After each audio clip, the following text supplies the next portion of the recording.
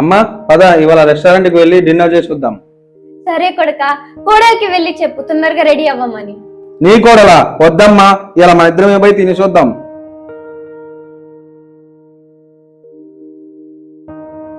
తనని మళ్ళీ ఎప్పుడైనా తీసుకెళ్తాను. ఇప్పుడు మాత్రం మనం తినేసి పార్సల్ తీసుకొని వద్దాం. అయినా ఇంట్లో ఎవరో ఒకరు ఉండాలి కదమ్మా. నువ్వైతే రెడీగా పో, మన ఇద్దరం పోయొద్దాం. సరే కొడుక.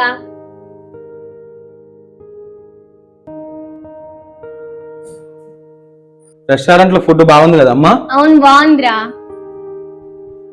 ఇదిగో నీకు కూడా పార్సల్ తీసుకొచ్చాను. నాకేం అవసరం లేదు. కనీసం వస్తావా అని కూడా అడగకుండా మీ అమ్మని తీసుకొని వెళ్ళావు కదా, కొంచెం కూడా బాధ్యత లేదు అసలు మీకు. ఎందుకు? నిన్ను ఒక్కసారి తీసుకుపోనందుకు అంత బాధ అనిపిస్తుందా? మరి ఆ రోజు మా అమ్మ విషయంలో నువ్వు ఏమన్నావు గుర్తుందా నీకు?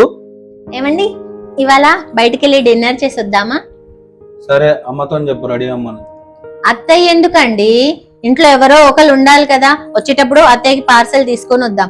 అయినా అత్తయ్యకి రెస్టారెంట్లలో తినడం రాదు, పారు రాదు. మన పరువు అంతా పొద్ది అంత కింద పడేసుకుంటా తింటది. ఎందుకు చెప్పండి, మన ఇద్దరం వెళ్ళొద్దాము. నేను రెడీ అవ్వడానికి వెళ్తున్నాను, మీరు కూడా రెడీ అవ్వండి. చూడు సోనా, మా అమ్మకి నేను ఒకే ఒక్క కొడుకుని. ఎలాగైతే నిన్ను చూసుకోవడం నా బాధ్యత, అలాగే మా అమ్మని చూసుకోవడం కూడా నా బాధ్యతే. ఎప్పుడైతే మన పెళ్ళయిందో అప్పటి నుండి మా అమ్మని బయటికి తీసుకెళ్లడం ఏమో గాని కనీసం కూర్చొని కూడా మాట్లాడలేదు. నీకు నేను ఒకటే చెప్తా, మా అమ్మని అత్త అనుకోకుండా అమ్మ అనుకో. అప్పుడు నువ్వు మా అమ్మతో ఇలా ప్రవర్తించవు.